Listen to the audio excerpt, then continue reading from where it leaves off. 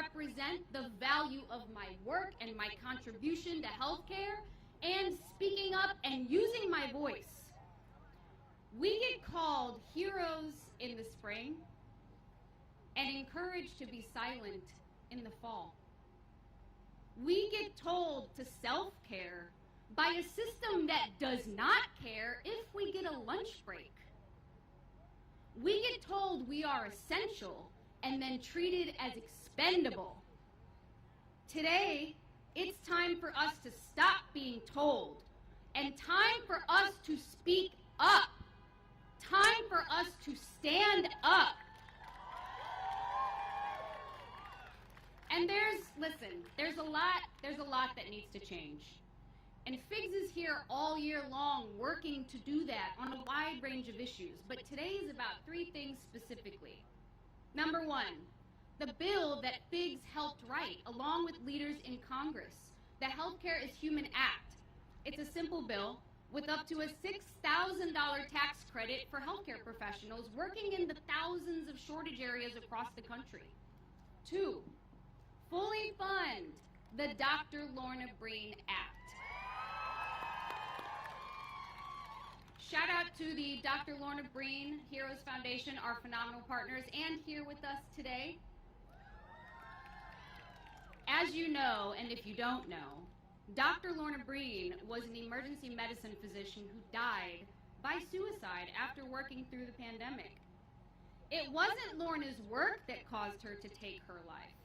It was the stigma and the fear that asking for help and getting help would end her career. End her career. That ends now. Mental health care for healthcare workers, healthcare professionals has to be funded, safe to use, easy to access. It's not much, right? This is the bare minimum. And the third ask, the Healthcare Professionals Speak Free Act, which, as someone who's been told to be careful what you post thousands of times, and also been fired for posting on social media about what it's like working in healthcare, that speaks directly to my soul. So right now, if you speak up about something unsafe, whether it's unsafe staffing nurses, whether it is an insurance company overriding a clinical call, or patient care put at risk, you can be punished. We work in a punitive culture system. You can be pushed out. Your network status can be revoked or withheld. Your career can be jeopardized. You can be fired. That is not a healthcare system. That is a gag order that harms patients and puts us all at risk. Because we cannot take care of you and your mom and your loved ones if we cannot speak the truth about what we are seeing in our healthcare systems. I am so proud to be with all of you here today. I'm so honored to be standing here, and I have never seen what is standing in front of me right now. We are not the future of healthcare. We are not the future of healthcare. We are the backbone of it. We are the backbone of it. We are not asking. We are demanding. We are not going home quietly. We are going home with policy. And today, we, the backbone of American healthcare, walked right up to the front of the Capitol Hill steps, and we said, we are here. We are not leaving until something changes. We are not leaving until something changes. Now, I want to bring up a few women, 2 women specifically, who endlessly fight for us because they genuinely care. 2 women who did not, there it goes, 2 women who did not build a scrub company. They redefined an industry and built a movement for us. You are all living and standing in it right now. So please join me in welcoming your FIGS co-founders, Heather Hassan and Trina Spear!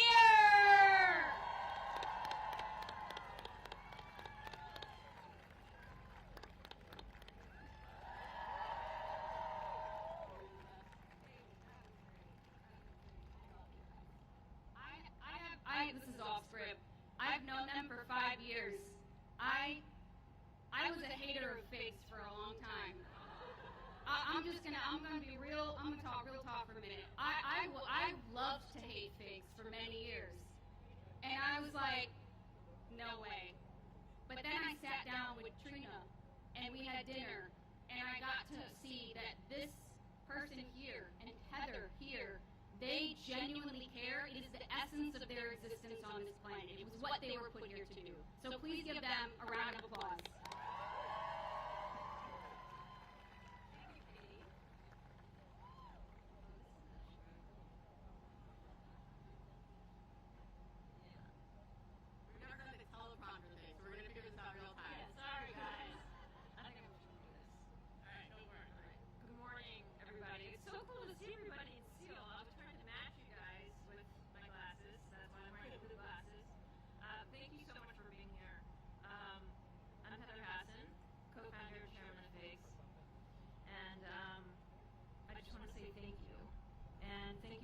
Honestly, for being here today and showing up in your FIGS and showing up regardless if you have work or not.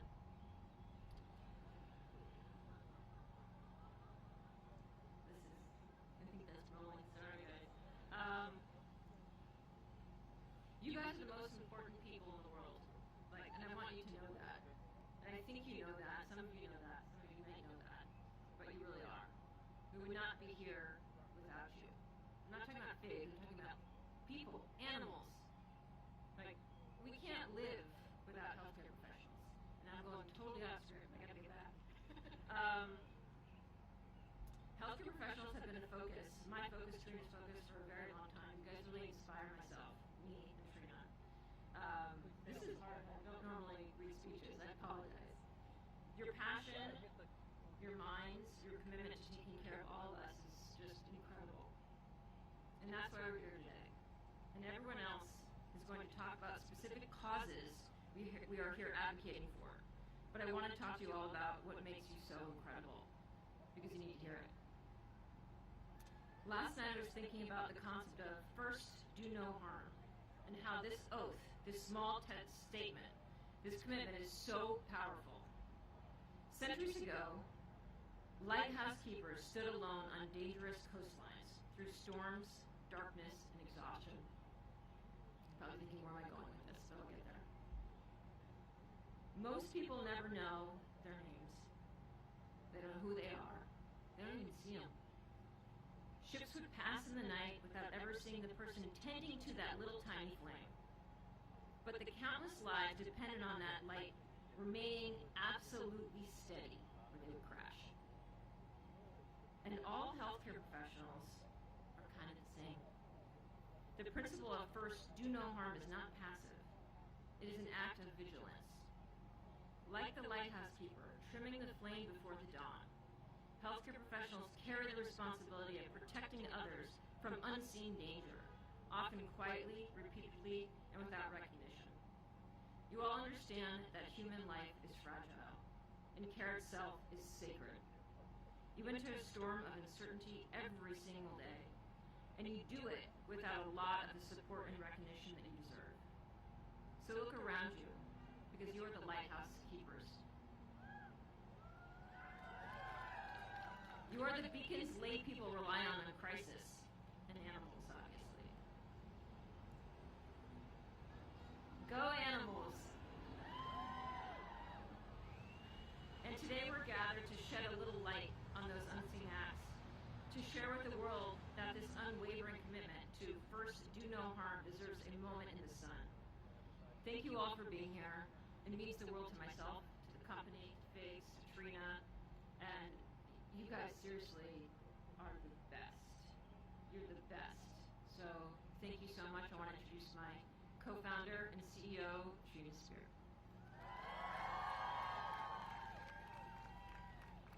Hello, everybody. Thank you, Heather. That was awesome. Welcome to the Healthcare is Human Rally.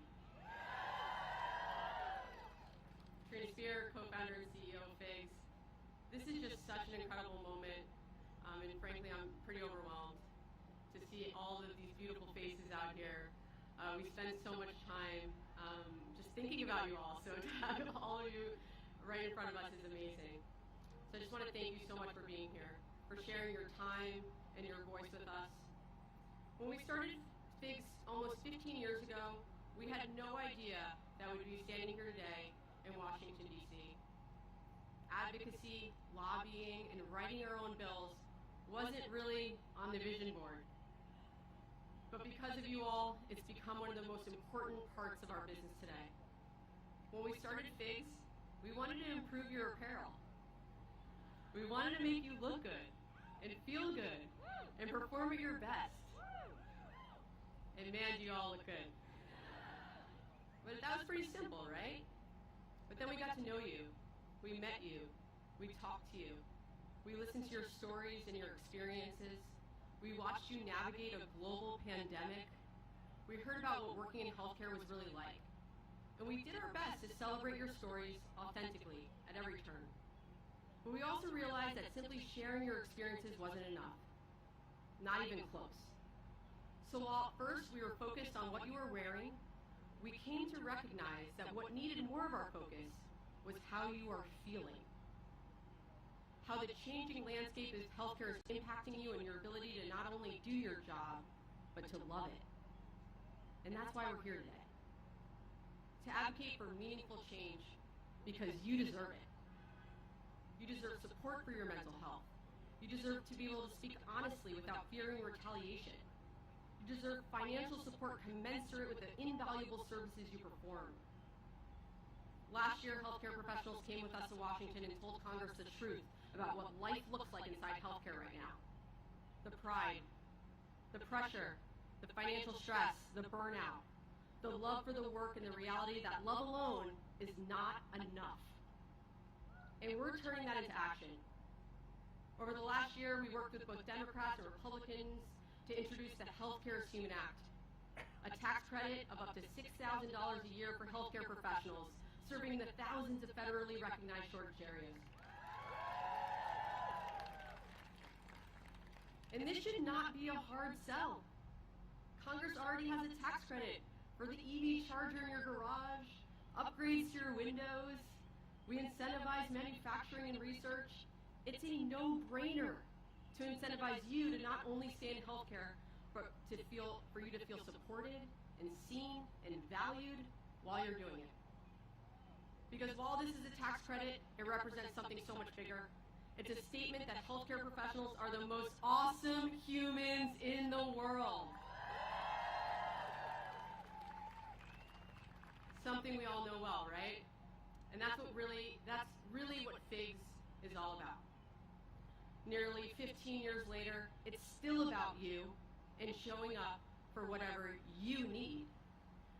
And our first speaker is one of the most awesome humans we know. He is a physician, an educator, a storyteller, a medical mythbuster himself.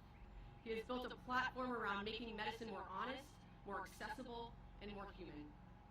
He is able to contextualize and share real experiences in a truly special way, and we are so lucky to have him here with us today. Please welcome Dr. Joelle Burvell.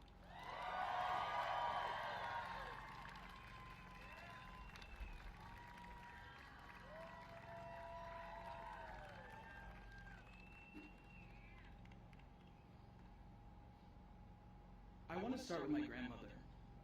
Her name was Agatha. She came from Ghana to the United States to take care of my siblings and me while my parents were working. She didn't speak any English. She didn't need to. She communicated in the language that grandmothers speak everywhere.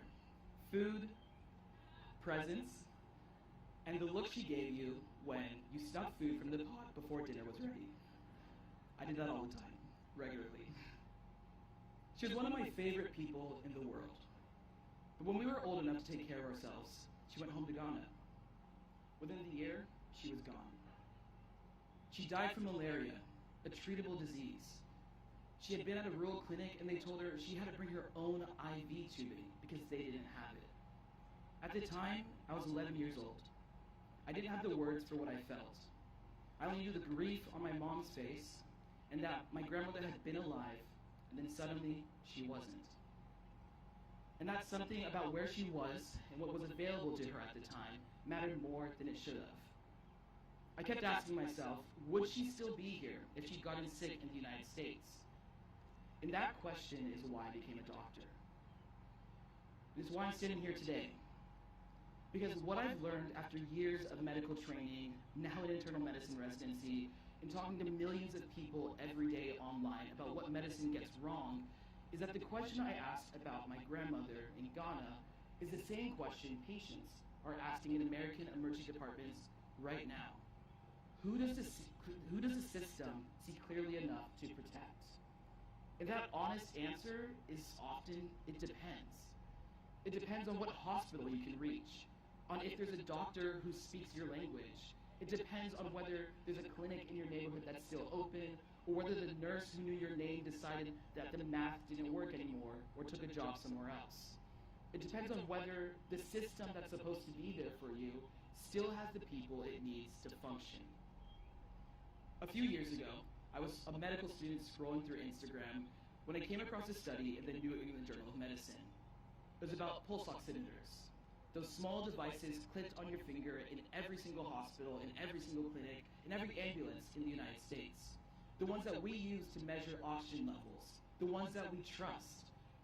The study found that those devices were more likely to overestimate oxygen levels in patients with darker skin, 3 times as likely. In a black patient, that could lead to dangerously low oxygen levels while the device showed that it read normally. I remember staring at that study for a long time, looking at my screen. I'd already been through a year and a half of medical school. We learned about oxygen and the lungs and blood.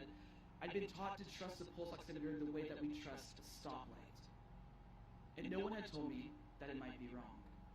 So I did what any Gen Z/millennial would do. I call myself a millennial. I made a TikTok. And in 30 seconds, I asked a question. What does racial bias in medicine look like? Within 24 hours, it had 500,000 views. But it was the comments that stopped me cold. It wasn't just patients saying they didn't know. It was doctors and nurses, respiratory therapists, people who use this device every single day, every single shift, who had said I'd never heard about this problem before. And the problem wasn't that people didn't care. The problem was that it left out something important in the conversation. A man named Kwame reached out to me about a year later after that moment, and he told me that during the pandemic, he went to an emergency department in Oakland, California. He was struggling to breathe. His oxygen reading came back, 96%. The nurse said, "I think it's okay for you to go home." But he had seen my video, and he remembered it. So he told the doctors, "I saw something about these devices. I don't know if this number is actually right for me. I don't feel good. I want to stay." And they let him stay. That night, his oxygen plummeted. He ended up in the ICU, intubated, right before a doctor came in with an iPad so he could say goodbye to his wife and his newborn daughter, because they didn't know if he was going to survive.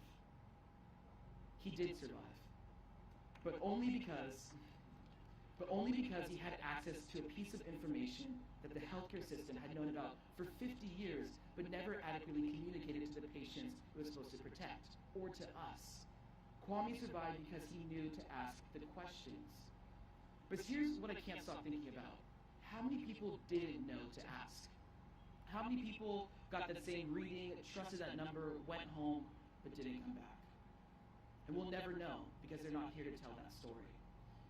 But I tell this story because it captures something about what's broken and about what's possible.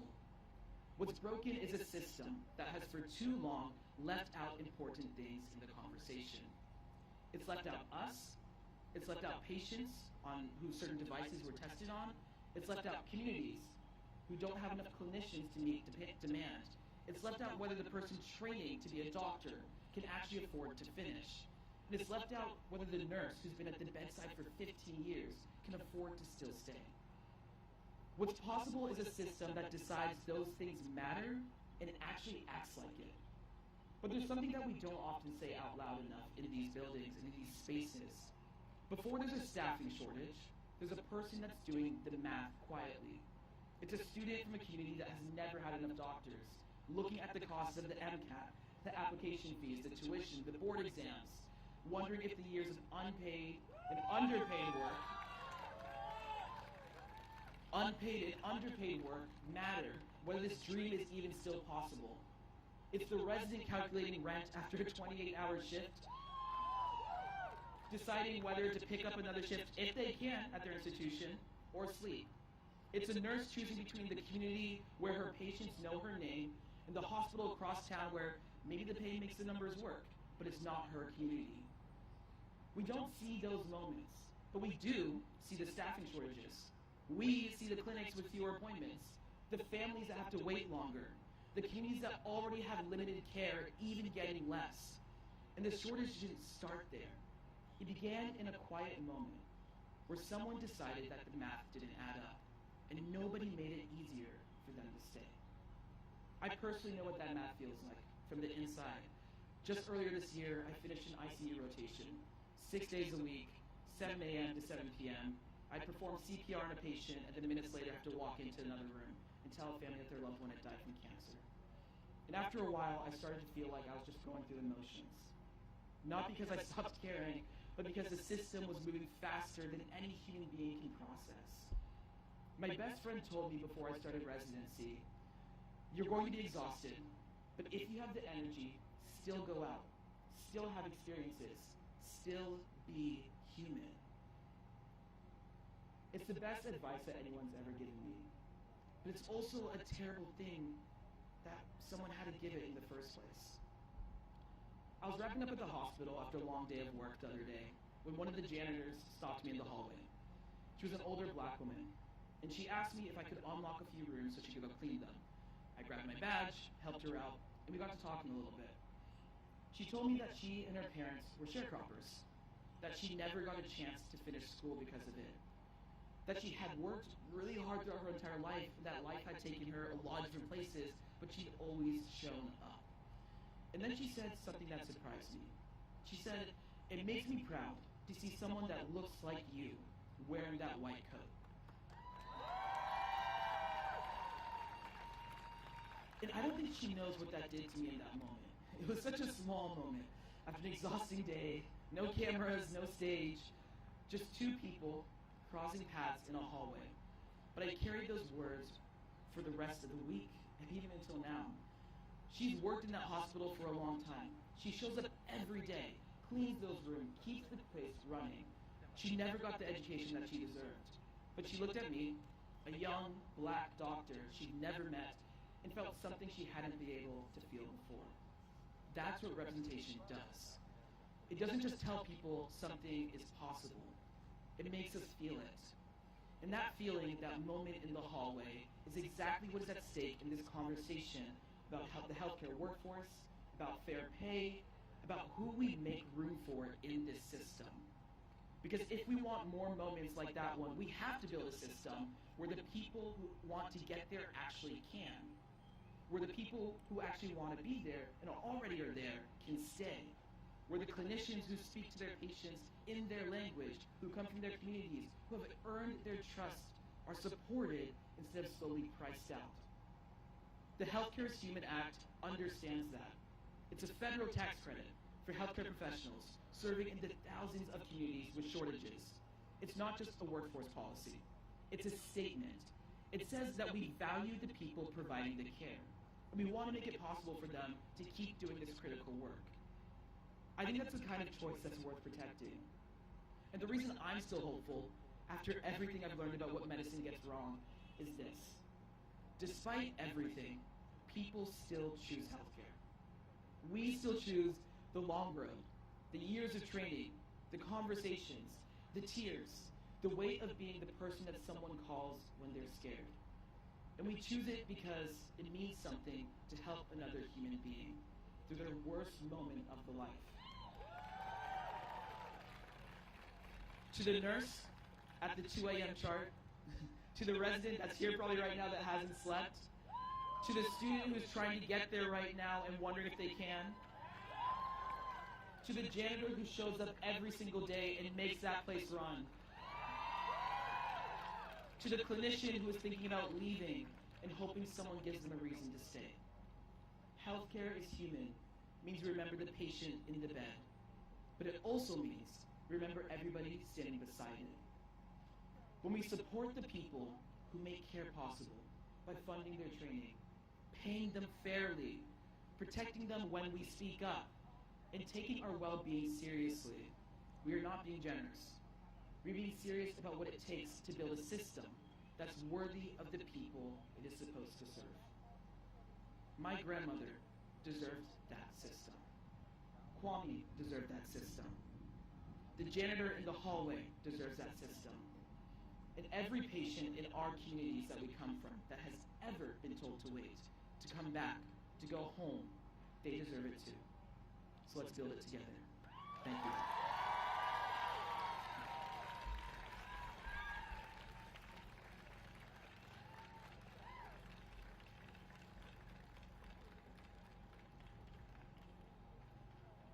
Let me lower this down about a foot. Thank you, Dr. Joelle Brevel. I am now incredibly excited to introduce Congressman Claudia Tenney. Thank you so much. Wow, this is a great turnout. I'm so glad to see all of you there. I just first want to say thank you to FIGS. Of course, it takes two women who design clothing to make you all comfortable to come up with this great concept and to work with us on creating and crafting this bill. And thank you to all the special guests. It's hard to follow that amazing speech. Thank you so much. Terrific. Thank you for your service and all of you for what you do. Also, thank you to the senator, the congressman out here are also part of this and pushing this bill forward. I just want to let you know this is very passionate for me. My grandmother, we all have family ties to healthcare. My grandmother was an RN, and she so proudly always had her little white hat, which you guys all don't really have anymore, but when she graduated many, many years ago, she died 40 years ago, she was a nurse and she was so proud of that, and she continued to work in the hospital. Even later on, she knit like about 35 to 40 baby sweaters a day and little mittens until she died, really right to the bitter end. And so inspired, my grandfather actually founded the first rural hospital in Hamilton, New York, upstate New York, in the middle of nowhere because he saw a need because we had rural healthcare issues. And that was really a lot of what the brainchild for this bill was. And so we just wanted you to know that healthcare is not a line item on a budget. It's a nurse driving 45 minutes to care for an aging parent. It's a family doctor who's been delivering babies in your community for 30 years. It's the ER that stands between a farming accident and a tragedy, and I have the largest agricultural district in all of New York State and the Northeast, so we have a lot of rural healthcare needs, and we are desperately in need of people like you who are willing to answer this call to serve, because it is an answer to a call to serve. You serve people, and you are serving human beings, and we are so grateful to you for that. And we know that the system is breaking. Personal from my own district, just in the last 2 weeks, a hospital in my district announced it's closing its maternity ward, not because of a lack of need, not because people aren't having babies, because it's a lack of staff and declining volume that made it impossible for them to meet the strain. They had to close this ward. Now people who want to have babies are going to have to drive hours just to be able to have that service from our human healthcare professionals. And this is not an isolated incident. We hear about this throughout the entire region. I actually represent New York's 24th district, all the way up in the Finger Lakes of New York State, if you've ever seen Lake Ontario, the border of Canada. Beautiful area, but we have healthcare professional shortages, and we've had them for years, and we're trying to find a solution to this. And thank you to everyone who is at Healthcare is Human, everyone who is part of this, for helping us craft this great legislation. We are desperate, and we need you, and we need the training to make sure that you guys can get the training you need. A young physician right now graduates with at least, and this is a low number, $250,000 in medical school debt. That's just a small amount. This is the average. Some places are less expensive than others. I can tell you it's probably double that in New York State. Very expensive to go to school. A nurse practitioner has to weigh their options. I mean, you really can you afford to go into this field? And as the doctor pointed out, the math often doesn't work. We need to have a chance to give you guys an opportunity to get that salary differential down. We know that institutional support is often lacking, especially in urban centers. People are leaving. our communities and going to other states and going to other places. This is exactly why I introduced the Healthcare is Human Act. Thank you. And I'm so proud of, alongside my co-sponsor, Congressman Horsford, who you're going to hear from next. Also, Congressman Buddy Carter's here, and also Senator Kane is also here, another sponsor in the Senate. This legislation creates a tax credit for healthcare professionals who practice in underserved areas and shortage areas. It puts a real financial incentive on the table, as you've heard from prior speakers. It's not a promise. It's not an application with 200 pages. It's a direct, tangible tax credit that says, we value what you do and we want you to stay. We want you to continue your devotion, and what I said at the very top, we want you to make sure you continue to serve because you've answered that call to help our human friends. Thank you so much for what you guys do. We are so grateful. And I just want to say thank you again to FIGS. I've got to run. I've got another committee meeting. I know the Congress members are busy. But I just want to again say thank you so much for what you do. In memory of my grandmother, you all stand out here, my grandfather who founded a hospital in a rural area. We're still going strong. The hospital's still there. My brother serves on the board. But we are desperately in need of people like you who are willing to serve and help human beings. Thank you so much. We are grateful. And just God bless you all. And hope you have a wonderful day in Washington. Thank you.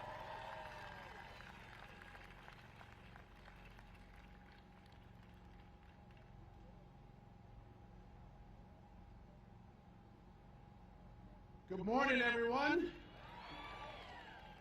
I'm Congressman Stephen Horsford, and I'm proud to support the working people, including the healthcare professionals of Nevada's 4th Congressional District, which includes Las Vegas and central rural Nevada, over 50,000 square miles throughout the state from rural central Nevada to Las Vegas.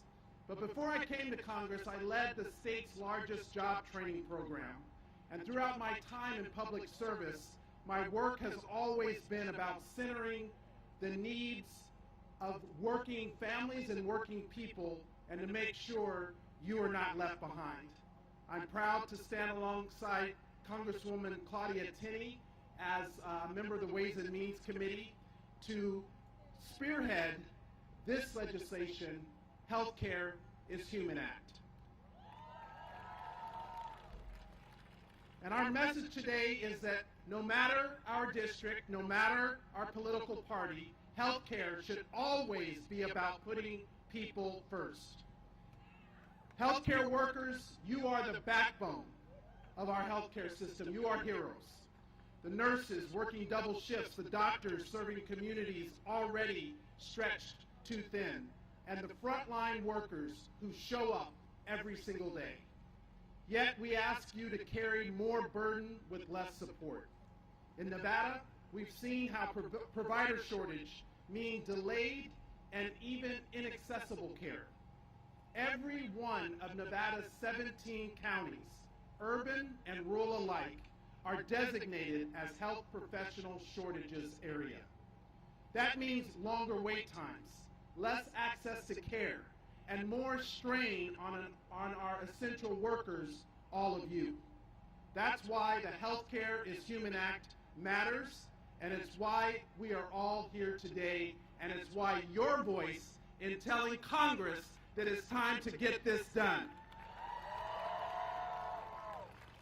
This bipartisan bill provides a federal tax credit of up to $6,000 a year for healthcare professionals serving communities facing workforce shortages all across the country. So instead of giving tax credits to billionaires, let's give it to the healthcare professionals to provide the care that people need. If you are serving the communities that need it most, you deserve this tax credit. This country should show up for you too. This is about recruitment and retention and stability in our healthcare, protecting access and making sure that no community is left behind. Valuing healthcare professionals also means protecting you, supporting mental health and well-being. It's a tough job that you all have. God bless you. It's harder than this job back behind me. Ensuring workplace safety and protecting those who stand up for patient safety. So I'm proud to be here with my colleagues on both sides of the aisle today to show what effective bipartisanship looks like when we work together. We are providing real solutions and investments in our communities that all constituents, regardless of background, can benefit from, because healthcare access should never depend on your zip code. If we want healthier communities, we have to invest in the people who care for them. So thank you so much for being here. Thank you to the Wiley family, Noah Wyle. Thank you to the Figs. Thank you for bringing your voice to this cause. And let's go past the Healthcare is Human Act.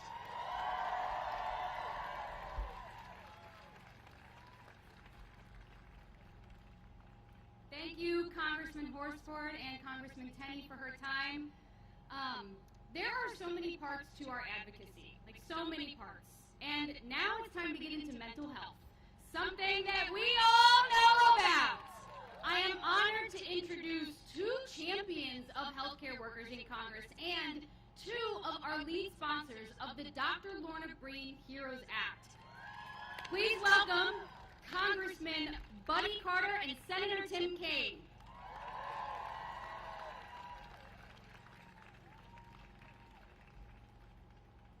Thank y'all very much. I'm Buddy Carter. I have the honor and privilege of representing the 1st Congressional District of Georgia. Anybody here from Georgia? Yeah, thank y'all. Professionally, I'm a pharmacist.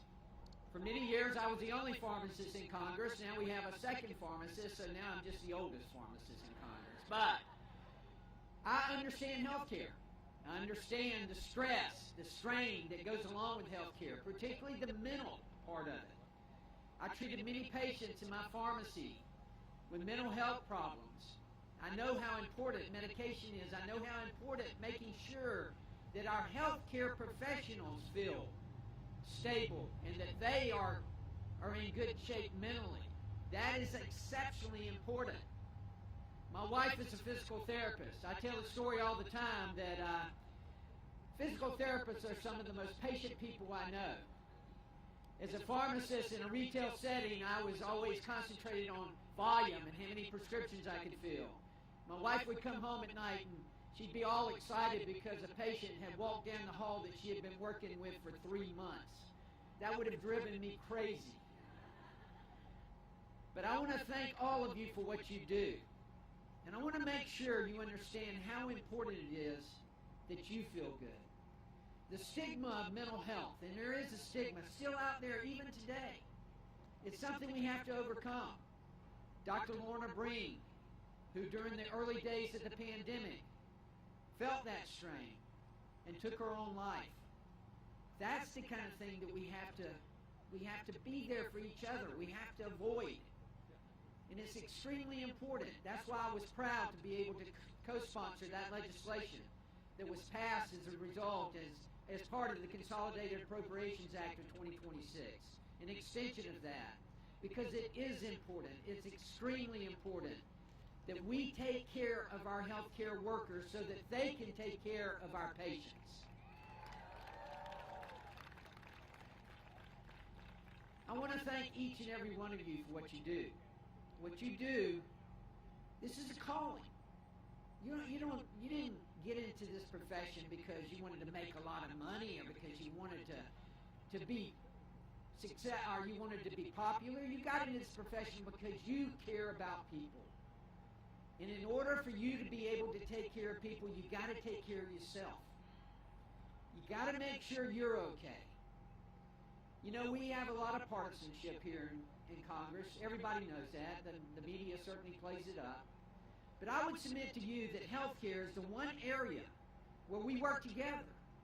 Because after all, we all want the same thing. We want accessible, affordable, quality healthcare. Everyone wants that, whether you're Democrat or Republican. Accessible, affordable, quality healthcare. In order to have quality healthcare, we have to have quality workers. We have to have quality healthcare providers. And in order for you to have quality, you need to feel good. You need to feel good about yourself. You need to have good mental health. Please, talk to each other. Please, help each other. Make sure your colleagues are okay.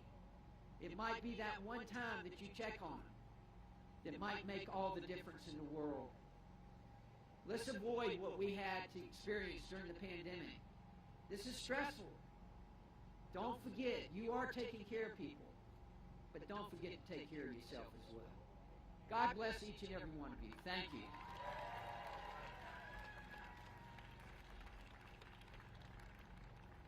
Morning, everyone. What a great group. I'm Tim Kaine from Virginia. Any Virginians? Okay, good. And you look so familiar. I see figs scrubs everywhere. My wife and I live in a condo building in downtown Richmond, and about half the people who live in our building work at the Medical College of Virginia, VCU Hospital, like 3 blocks away. I was walking out to come up to D.C. to do my day job a couple weeks back, and somebody was coming in wearing scrubs, fig scrubs, and I said, "Hey, what's up?" And this is a neighbor of mine who is a transplant nurse. She said, "I just finished a 16-hour liver transplant." And I said, "Thank God for you and what you do." And she said, "And thank God for what you do." Thank God for what you guys do. It's really good to be here with you. And I just want to say a quick word. Lorna Breen. Lorna was a Charlottesville resident who just was a tremendously compassionate and successful emergency room physician. And she was key staff at a major hospital in New York right at the beginning of COVID. And remember, when COVID first hit, New York was really one of the epicenters of it. And she, as hardened an emergency room physician as she was just seeing death at a massive scale. There weren't enough rooms in the hospital. It was New York Presbyterian. They were beds in the hall and beds everywhere else and morgue trucks, and it was devastating. And she got COVID. And so she took as little time off as she thought she could get away with, because she really felt the need to be back with her colleagues and to be back solving patients. And by the time she got back, and she probably came back too soon, but by the time she got back, like 2 weeks later, all the protocols had changed, because we were still learning what COVID was and what were the likely symptoms. And so what she had learned 2 weeks ago, she had to now do different. And now the halls are even more full of people with COVID, dying with COVID, and it was too much for her. And some colleagues intervened, and she went to Charlottesville, and then within a week or so died by suicide. I read her story, her powerful story, and I reached out to her family in Charlottesville and said, "Is there anything I can do?" And her sister, Jennifer, and brother-in-law Corey said to me, "Lorna didn't die because of the trauma of all the death and destruction around her. Lorna died because she was afraid. She was afraid to seek counseling." I said, "She's a healthcare provider. She was afraid to seek counseling because she thought if she did, it might affect her credential. It might affect her ability to practice medicine. She might have to fill out a form and tell folks she was getting counseling, and then that might put an obstacle in her profession. She died because she was afraid to seek mental health counseling." Jennifer and Corey set up a foundation, and I worked with them to introduce the Lorna Breen Healthcare Provider Protection Act.